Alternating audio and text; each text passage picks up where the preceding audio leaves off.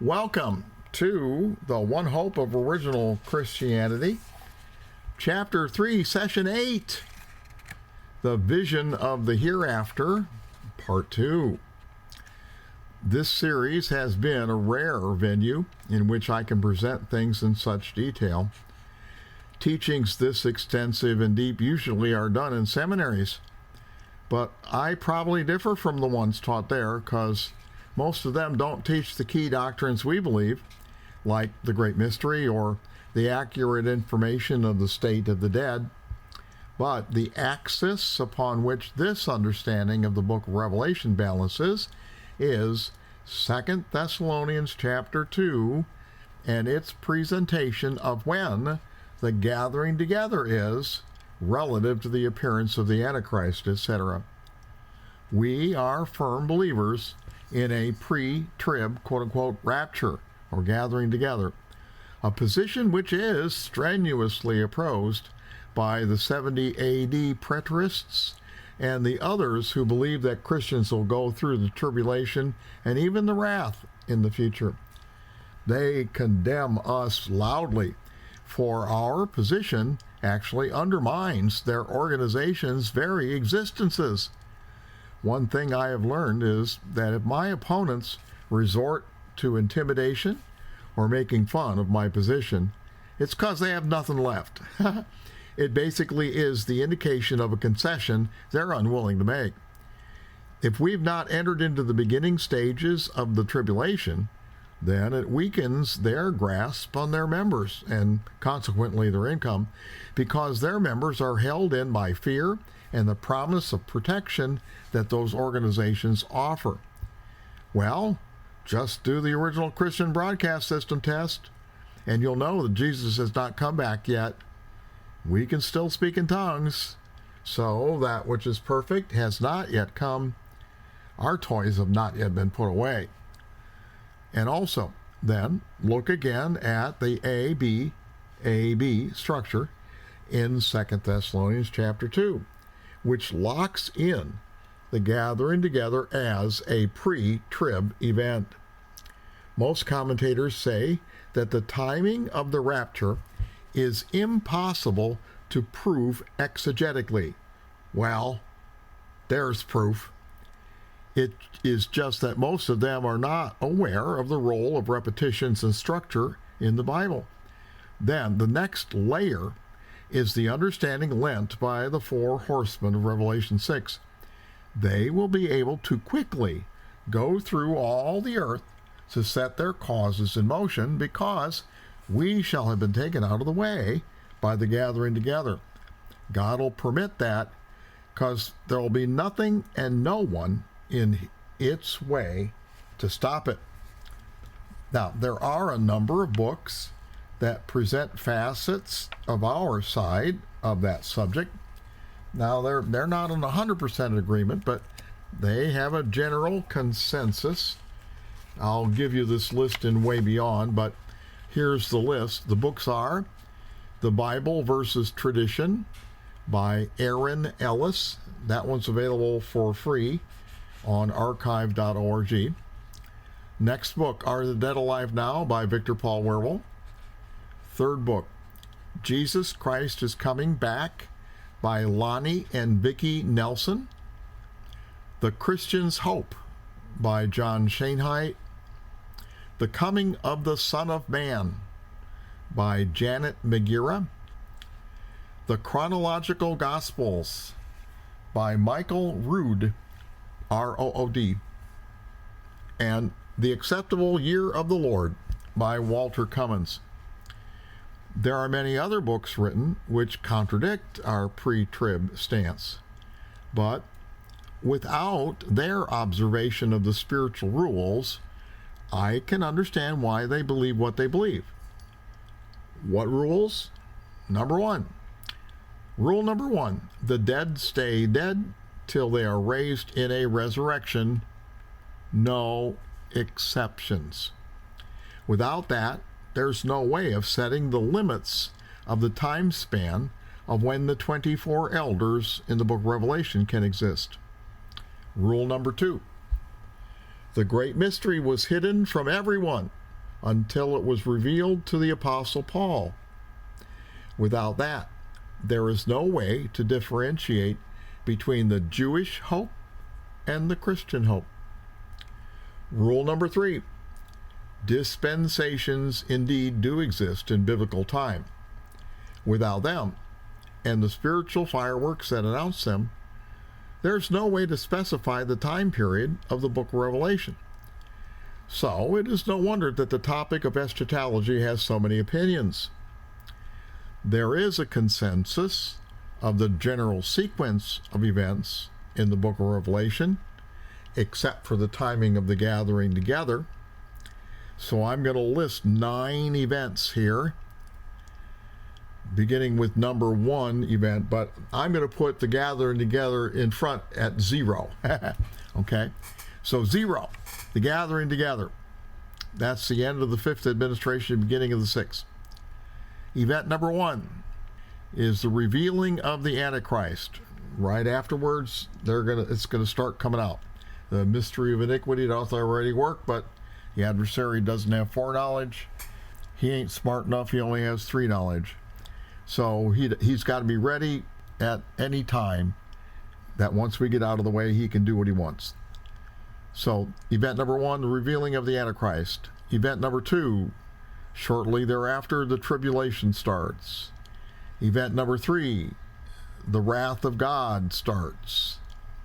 Event number 4, the second coming of Christ with his saints for the battle of Armageddon. Event number 5, the resurrection of the just.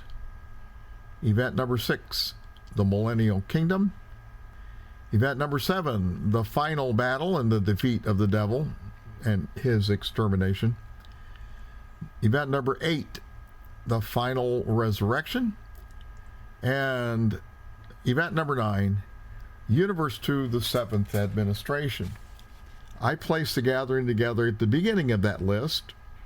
Others place it during or after item 2, the tribulation, or after item 3, the wrath of God. One of the errors which has cast a long shadow over all of this is Robert Anderson's 490-year work. As I said in an earlier session, both his beginning and ending dates are incorrect. Jesus died on a Wednesday, which works out to a different year for the end date of that span.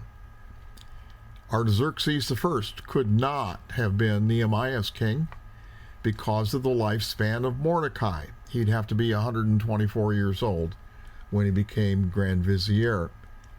So the prophetic year concept of Anderson's is invalid, and in fact, all other 490-year scenarios are invalid. What do I replace that with? I'm not just criticizing it and saying it's wrong. I'm replacing it with something else, which is Daniel's 70 weeks were 70 literal weeks, 490 days. And so I have a chapter on that in my volume 4. Also, Reverend Cummins' book, The Acceptable Year of the Lord, covers that, as well as Michael Rood's book, The Chronological Gospels. So 70 literal weeks, 490 days was the exact length of Jesus' ministry, and that fits precisely. That understanding is based upon an introversion in Daniel 9, which explains the language that's used in Daniel. Therefore, the command to rebuild Jerusalem that Daniel 9's 70 weeks begins with is not the one that was issued to Nehemiah to physically rebuild it. It was what was issued to Jesus to spiritually rebuild it. Our understanding of the broad scope of things declares that the events of his ministry made new Jerusalem inevitable. The teaching regarding the 70 weeks was included in the supplemental file for session 6. That's on Way Beyond. Now, some critics of that work say, my counting of Jesus' age is 1 year off. No. One must count ages like the ancient Jews did, not like modern folks. So it's not new math, it's old math. The fact that Anderson's 490 years is out casts doubt also on the associated idea that the time span between events number 1 and number 5 was 7 years. Event number 1 is the revealing of the Antichrist, and the event number 5 is the resurrection of the just. Because of Anderson's work, the consensus among eschatologists is that portion of the end times is 7 years. Well, there still may be some dual fulfillments of Daniel's prophecies, because we know that the abomination of desolation had multiple fulfillments. But there are other time spans identified in prophecy that can be used to give the timing in Revelation, because since the 490 years is out, the 7 years is out too. So, where does the book of Revelation fit in this sequence? The existence of the 24 elders in chapter 4 proves that chapter 4 is soon after the gathering together, because the elders must be from the church. They were redeemed by the blood of the Lamb. They were from every kindred, tongue, and nation. They had to be from the church because chronologically, the Old Testament saints will not be raised till the resurrection of the just. And also, Jesus told us that 24 elders include the 12 apostles. They got up in the gathering together. So, let's begin to fill in some specifics in these first few categories. I'm going to make the Battle of Armageddon, which is event let's see here, number 4. I'm going to make that a dividing line, all right, between the two parts of the 6th administration, because this produces a symmetry in the 7 administrations in the Bible, because then the 2nd administration, the patriarchal administration, will have 2 parts, and then the 6th administration will have 2 parts. And if you look at the 7 administrations, they form an ABCD CBA introversion with Jesus in the center. His gospel administration is the D in the center. So the 2nd and the 6th have 2 parts each, which produces that symmetry. Pre-flood, post-flood, era of the Antichrist, and era of the true Christ. So, under the event number 0, I'm going to insert the things that we found out about earlier, which were the Bema, spiritual boot camp, and our first deployments, our A, B, and C, under event number 0. And then under event number 1, I'm going to put the first convocation in heaven. I'll explain what that is in a bit, in which the seals are loosed, including the 4 horsemen, which loose the trends for the end times. I do want to comment on the C item, the 24 elders being deployed in heaven. They have jobs on earth too, because it says so, but that happens later in the millennial kingdom. Therefore, the 24 elders are going to go back and forth between heaven and earth. In fact, there are several holy convocations around the heavenly throne that are depicted in the book of Revelation. For instance, there's another meeting convened in heaven after the millennial kingdom, and the 24 elders are there. So, in Revelation chapter 5, verse 8, we'll begin. Revelation chapter 5, verse 8. And when he, the Lamb, had taken the book, the 4 beasts and the 24 elders fell down before the Lamb, having every one of them harps and golden vials full of odors, which are the prayers of the saints.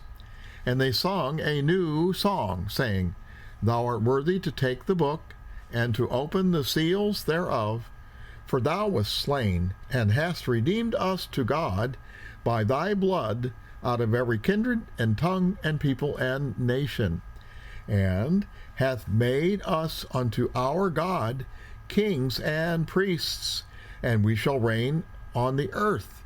And I beheld, and I heard the voice of many angels round about the throne, and the beasts and the elders, and the number of them was 10,000 times 10,000, and thousands of thousands. In verse 8, as well as earlier in chapter 4, the 24 elders are around the throne in heaven. They worship God there in Revelation 4:10. In Revelation 5:5, one of the 24 elders, speaks to the Apostle John in the vision.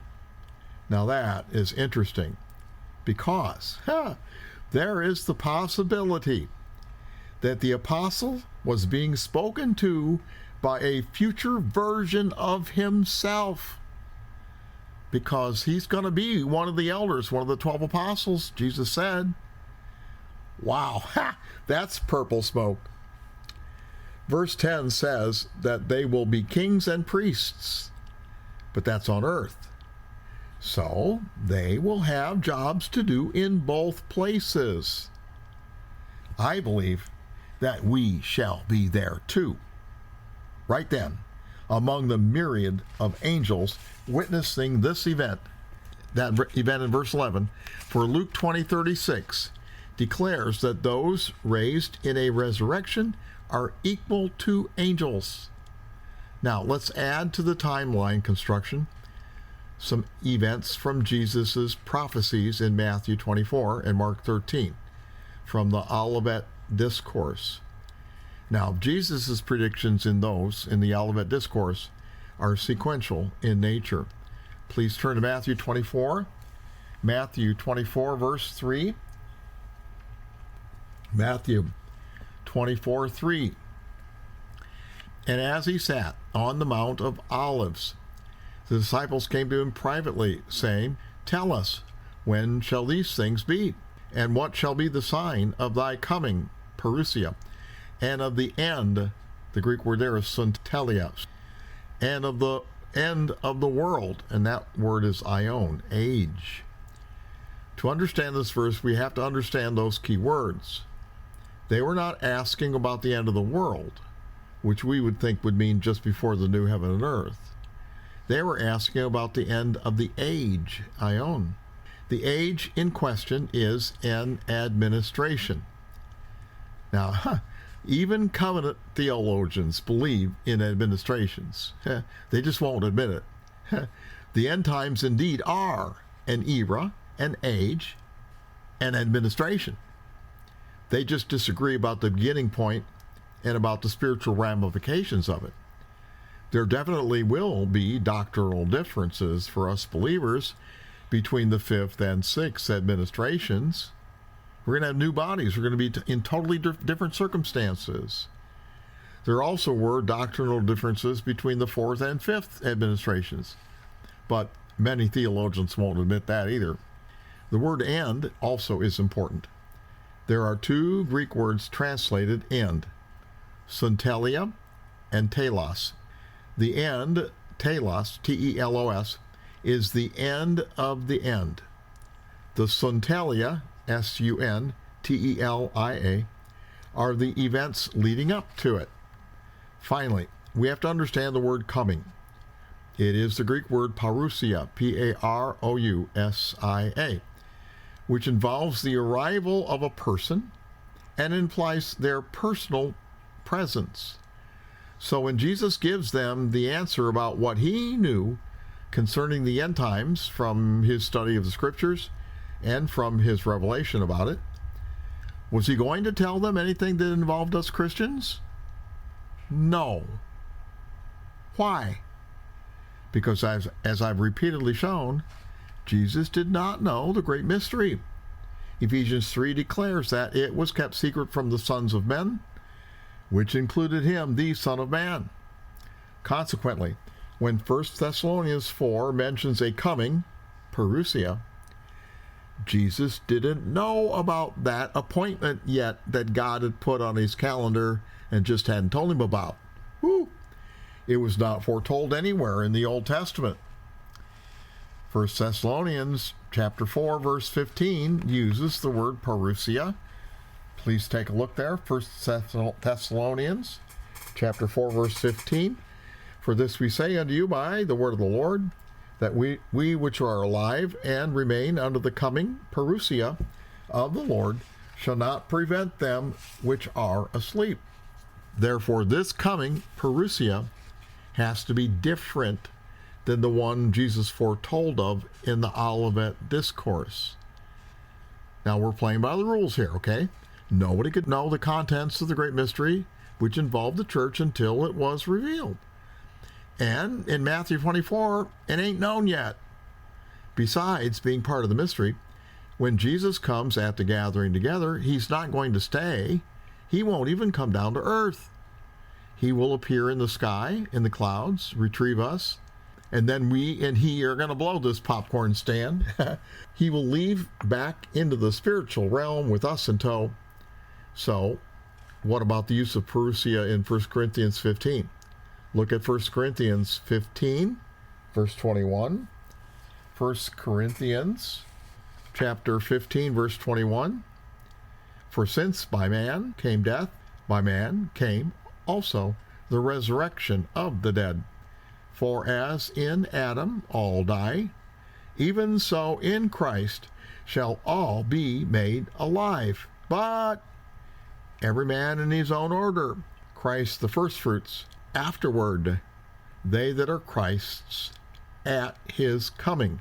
Parousia. Well, that's still precisely accurate. All men ever since Adam have been subject to death. All men who ever lived will be made alive because of what Christ accomplished. Some of them, though, will only be made alive again for a short time to be judged in the final resurrection and judgment, and then they'll be thrown into the lake of fire and experience the second death. And that's called a second death. It's a death. They're not going to fry forever. They will die a second death. Dead is the first one. I'm going to submit a white paper on that to Way Beyond, written by Wayne Clapp. In 1 Corinthians, the word at is the Greek word in. At his coming is the Greek word in, which is en. The word in has many meanings, 4 pages of them in Thayer's lexicon. And when in is used of time, it means a whole time period, or during. It's not specifying the beginning or the end of the period. Greek has different precise wording for that. It's speaking of the entire period. So Parousia will fit there in 1 Corinthians 15. Jesus' Parousia, his personal presence, has different parts. The first part is when he comes for his saints in the gathering together. He will be personally present with us from then on, because he still will be the head of the body. Only at that time, the body will be whole, and it will be in heaven. Then, just before the battle of Armageddon, he will appear in the clouds again on the white horse with us, and we will have gone through spiritual boot camp by then, and we'll be ready to fight in the battle and win. So, back to Matthew 24. Back to Matthew 24. Jesus is going to tell them of the events of the Suntelia, the events that build up to the end. So Matthew 24, verse 4, Jesus answered and said to them, Take heed that no man deceive you, for many shall come in my name, saying, I am Christ, and shall deceive many. One of these is going to be the Antichrist in 2 Thessalonians, because of the orthodox, not original Christian doctrine of the Trinity, which claims Jesus is God. The Antichrist will be able to impersonate Christ and therefore be worshipped as God. Wow, that's a real humdinger. Matthew chapter 24, verse 6. and you shall hear of wars and rumors of wars. See that you not be troubled, for all these things must come to pass, but the end is not yet. For nation shall rise against nation, and kingdom against kingdom, and there shall be famines and pestilences and earthquakes in many places. These are the beginnings of sorrows. Well, those things were set in motion by the 4 horsemen. This is the beginning of the tribulation. Matthew 24, verse 9. Then shall they deliver you up to be afflicted, and shall kill you, and you shall be hated of all nations for my name's sake. And then shall many be offended, and shall betray one another, and shall hate one another. And many false prophets shall rise, and shall deceive many. The you, quote unquote, here, he said they will deliver you up to be afflicted. The you there is 6th administration believers. Well, where will they come from? Because all the born-again Christians will be gone. Just non-Christian believers will be left.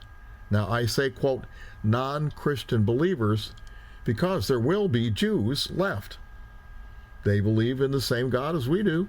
And according to Romans 11, they will be grafted back in.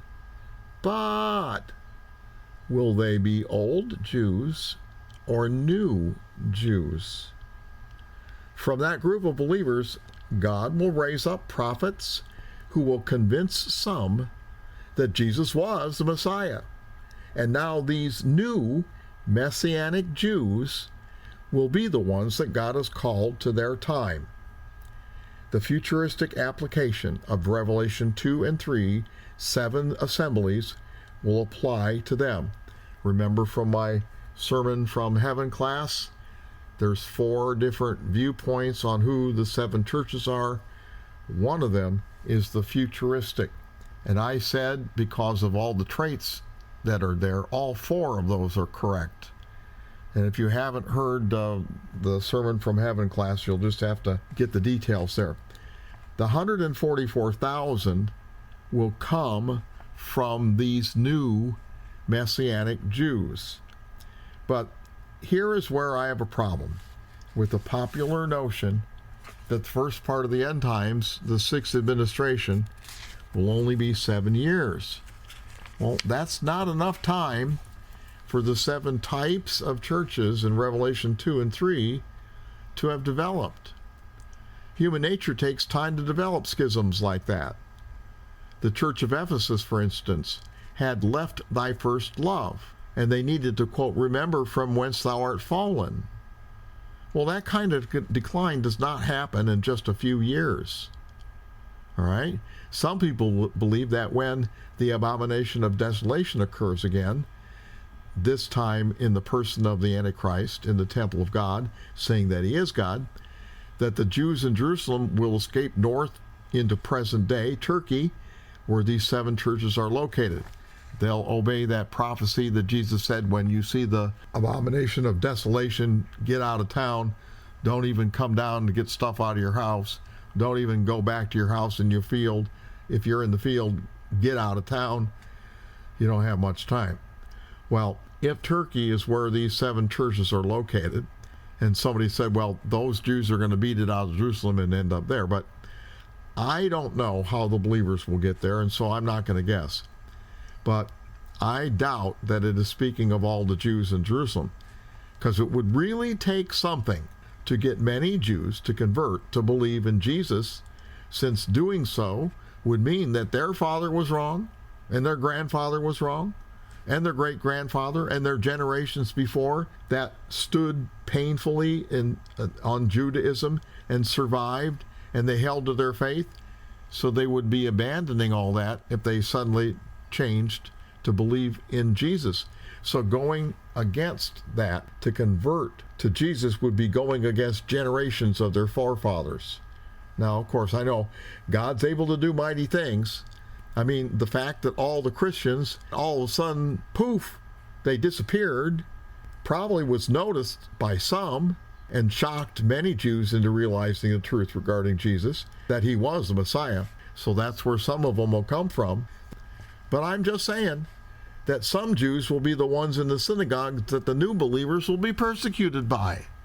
So, Matthew 24, verse 12, and because iniquity shall abound, the love of many shall wax cold.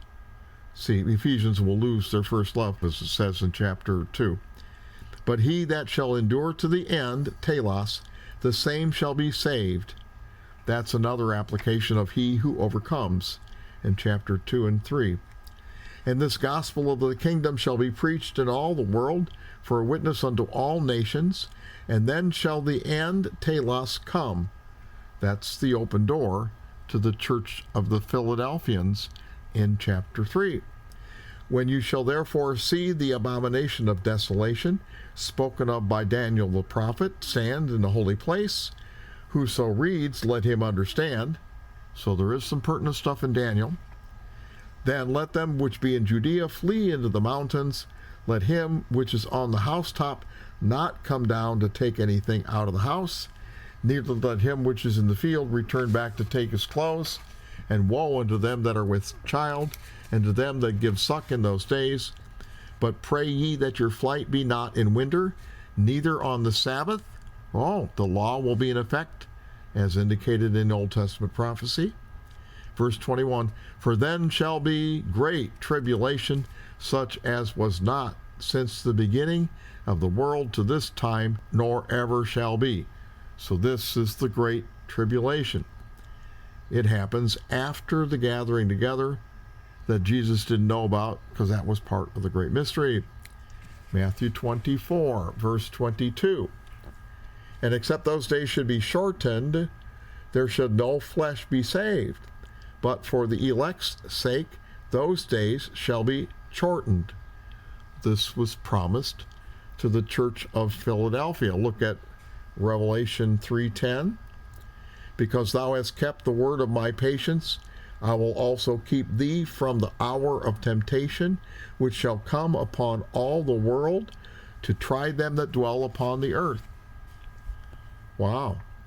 This is one of the indicators that lends credence to the futuristic view of chapters 2 and 3. But there are also similar supporting details for the other three viewpoints. So that's why I teach that all four viewpoints are right. Chapters 2 and 3 is one more multifaceted, multi-leveled sermon by Jesus. It has all the traits. Just like his other sermons have multi-levels, the four different viewpoints are multi-levels. Now, how shortened will it be? I don't know. Matthew 24, verse 23. Then if any man shall say unto you, Lo, here is Christ, or there, believe it not. For there shall rise false Christs and false prophets, that shall show great signs and wonders. We're going to see about that in the book of Revelation with the beasts. Insomuch that if it were possible, they shall deceive the very elect. Behold, I told you before. Wherefore if they say to you, Behold, he's in the desert, don't go there. Behold, he's in secret chambers, believe it or not. For as the lightning comes out of the east and shines even unto the west, so shall the coming of man, the Son of Man be. You're going to see it all over. Verse 28, for wheresoever the carcass is, there will the vultures be gathered together.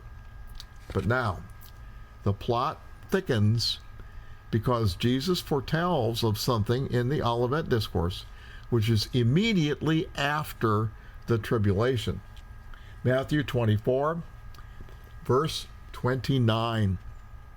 Immediately after the tribulation of those days shall the sun be darkened, and the moon shall not give her light, and the stars shall fall from heaven, and the powers of the heavens be shaken. Well, those are the items listed in the wrath of God phase.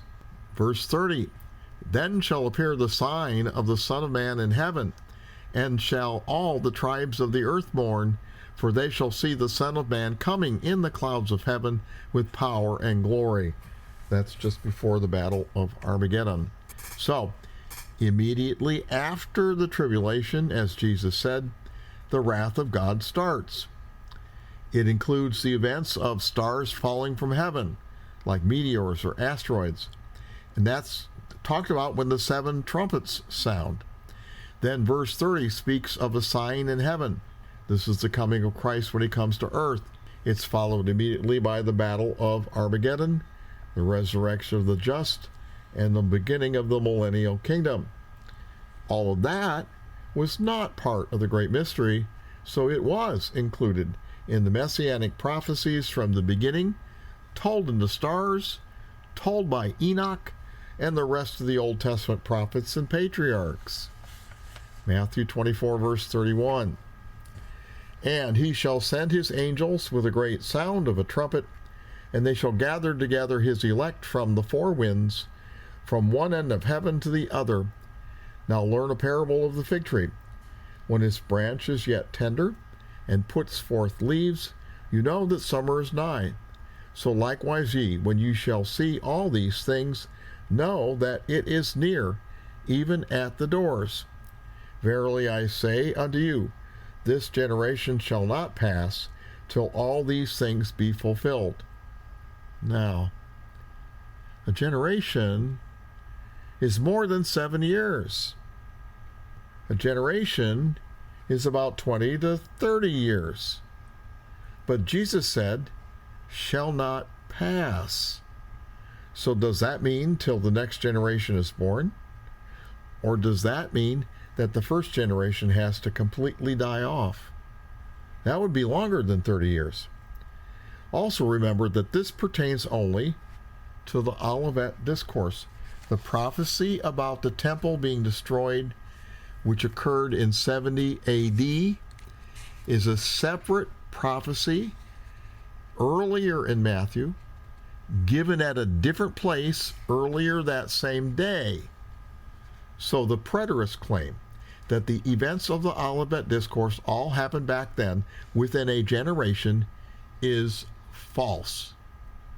Because when he prophesied about not one stone being on top of the other, it was a separate statement at a separate location made earlier that day. The Olivet Discourse was made on the Mount of Olives when he sat. It was probably in the evening. Totally different set of circumstances, and that's where the comment, this generation shall not pass. So all of the things in the end times, in the first part of the end times, will happen within a generation span. So the preterists claim that all of that happened within a generation and it happened by 70 AD is false. That's their biggie. Without it, their whole house of cards collapses. Matthew 24, verse 35. Heaven and earth shall pass away, but my words shall not pass away. But of that day and that hour knows no man, no, not the angels of heaven, but my Father only. In Mark 13, Jesus said, I don't know it either. Verse 37, but as the days of Noah were, so shall the coming of the Son of Man be. For as in the days that were before the flood, they were eating and drinking, marrying and giving in marriage, until the day that Noah entered into the ark, and knew not until the flood came, and took them all away. So shall the coming parousia of the Son of Man be. Then shall 2 be in the field, the one shall be taken and the other left. 2 women shall be grinding at the mill, the one shall be taken and the other left. Watch therefore, for you know not what hour your Lord doth come. There will still be some believers still alive at the time of the resurrection of the just. He didn't know about the gathering together as part of the mystery. How will they be handled? Just like those who will be alive at the gathering together. God's not reinventing the wheel here. He's doing the same thing before the resurrection of the just, because there will be some believers alive at that time that'll need to be gathered. Okay? So, the difference is, this event is after the tribulation. It's similar to the gathering together, which is before the tribulation, but it's not identical. So now we can fit some more events from the Olivet Discourse into our timeline. So 0 in the timeline is the gathering together. Then A, B, and C under 0 is the Bema. spiritual boot camp, and C, our first deployments. The 24 elders are going to be deployed there in heaven, and we're going to be up there in that big meeting. Then, item number 1, the revealing of the Antichrist. And that's going to happen immediately after the gathering together, because he's going to have free reign. And A, under that, is the 4 horsemen, conquering conflict, famine, and death. Then, second item, number 2, is the tribulation. And it's going to have A, B, and C under it. The abomination of desolation will appear. B is false Christs appearing. And C is the martyrdom of the 6th administration saints. Then number 3, the wrath of God will happen. A under that one is the 7 trumpets. Then the fourth item is the second coming of Christ with his saints for the battle of Armageddon. And then item number 6 is the resurrection of the just. And there will be A under that, the gathering of the 6th administration saints. So, now we're going to return to Revelation 6 to complete the rest of the seals. Revelation chapter 6. We're going to keep going down the timeline. Verse 9. And when he had opened the 5th seal, I saw under the altar the souls of them that were slain for the word of God and for the testimony which they held. And they cried with a loud voice, saying, How long, O Lord, holy and true, dost thou not judge and avenge our blood on them that dwell on the earth? This sets up one more of the legal themes indicated by the seals: vengeance and justice. The legal nature of that's obvious, and we should understand this one. How many times has we cried out to God for justice? Albeit in issues probably not as dire as martyrdom. The world is run by the adversary, and it's a cruel one, and he unfairly has us believers in his crosshairs. And what's even worse, Satan often gets other religious people to do his dirty work for him. For example, what happened with the Waldenses, who were a historic race of Christian believers who lived in the French and Italian Alps. This region of Europe was brought to the Christian faith by the early church, but because they resided in secluded valleys in the mountains, they were isolated from the downhill changes that affected the rest of the church. Thus, the Waldenses held beliefs that matched the Protestant Reformation hundreds of years before it had come. And when the Reformation finally did occur, the Waldenses later heard about it, and they thought they were dreaming. From time to time, ambitious Roman Catholic leaders invaded the valleys to try to convert them to Roman Catholic Orthodoxy, but the Waldenses, or Valdois, or Valois, as they were also called, bravely resisted. Armies, like the Piedmontese army, armed with muskets, were sent against them, and they were only fighting back with bows and arrows, yet they miraculously defeated them. But great atrocities were committed against the Waldenses because they stubbornly held to their more accurate ancient Christian faith. An entire village was found hiding in a cave, and the Roman Catholic attackers built a fire at the cave's mouth and asphyxiated everyone. Mothers and their children were tied up together and rolled off mountaintops to their deaths. This last deed was so heinous, Milton wrote a poem about it, which was circulated throughout Europe, and the Roman Catholic Church was pressured to stop the persecution, but that respite only lasted for a while. Our friend Kevin Gigu is from the Waldenses lineage. The Spanish Inquisition is another example. It was part of the Roman Catholic Counter-Reformation and lasted more than 300 arduous years. At first, it concentrated on stamping out Protestantism, or Lutheranism as they termed it, but later, like other fundamentally devilish enterprises, it took on a life of its own as the inquisitors tried to outdo each other to advance themselves. Soon, Jews and Christianized former Muslims were included in the persecutions. They were determined to crush it. The first chief Grand Inquisitor was Thomas de Torquemada.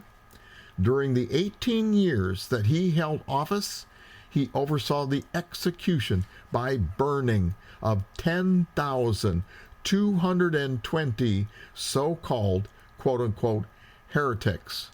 Another 97,321 were punished with infamy, confiscation of property, torture, and imprisonment without parole, even for having a Bible in Spanish. They were so proud of their achievements that they'd kept those statistics. In total, after 300 years, the Inquisition executed 31,912 believers, burned in effigy 17,659, and punished unfairly 291,456 believers. If you want to see the terrible details, Google a book by David Cloud, titled Rome and the Bible, tracing the history of the Roman Catholic Church and its persecution of the Bible and of Bible believers. It will make your hair stand on end. The Armenian genocide of Eastern Orthodox and Syriac Christians by the Muslim Ottoman Empire in 1914 through 1916 is another example. Even to this day, the country of Turkey will not admit its existence. Approximately 1 million died. Today, the persecution and genocide of Christian believers is going on unabated and unreported by our new media.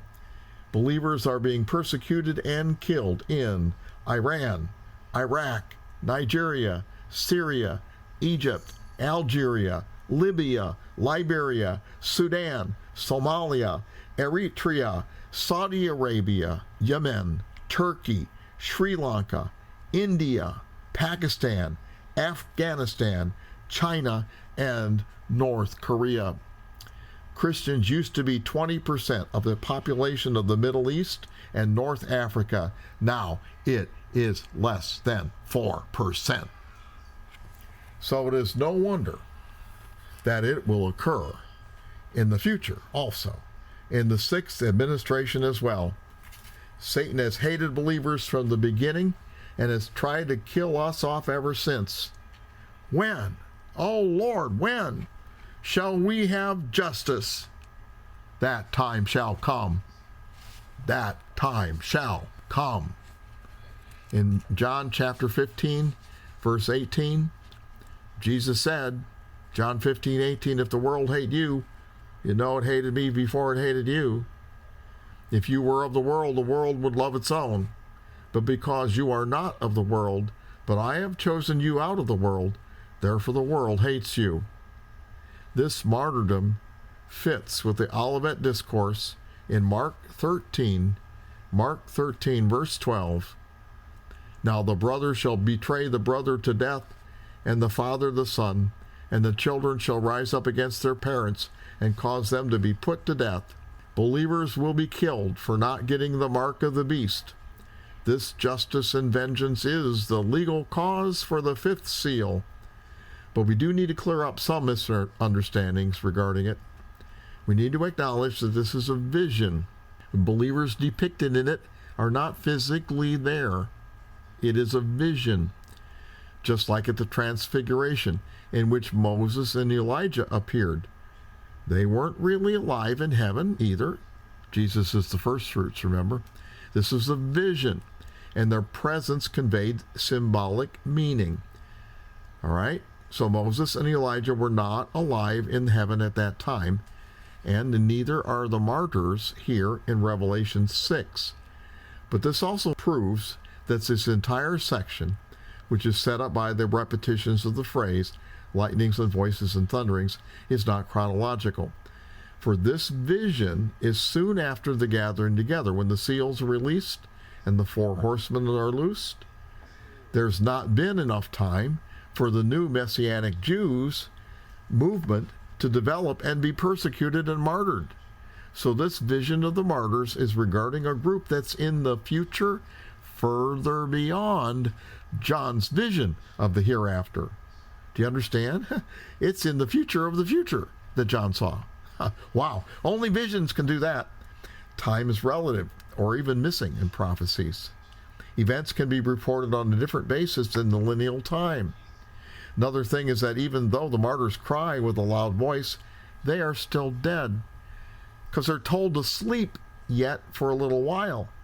That word sleep is in the middle voice, and that's used to mean sleep as in death.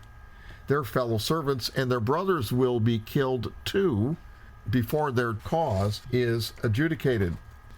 So this is a vivid personification of the cause of justice and vengeance being turned loose upon the earth. It cries out like Abel's blood, the first martyr. At the end of this section, an angel filled a censer with incense to offer it, with the prayers of the saints, with fire lit from the golden altar, and he threw it into the earth. That time shall have come. That time shall have come. Revelation 8:3. And another angel came and stood at the altar, having a golden censer, here it is, that was given him much incense, that he should offer it with the prayers of the saints upon the golden altar, which was before the throne. And the smoke of the incense, which came with the prayers of the saints, ascended up before God out of the angel's hand. And the angel took the censer and filled it with the fire of the altar and cast it into the earth. And there were voices and thunderings and lightnings and an earthquake. What prayers of the saints were there? What prayers were there? Lord, give us justice. Lord, give us vengeance. That time will have come. It hit the earth with such impact. Earthquakes resulted. It was just like Jesus told the Pharisees in Luke 11, verse 50. He said that the blood of all the prophets which is shed from the foundation of the world may be required of this generation. From the blood of Abel unto the blood of Zechariah, which perished between the altar and the temple. Verily I say unto you, it shall be required of this generation. All those dang Pharisees. The blood of the martyrs shall be required of that generation in the book of Revelation similarly. Now these martyrs are from the sixth administration, because all the rest of the believers from the age of grace have already arisen at this point. They got up in the gathering together.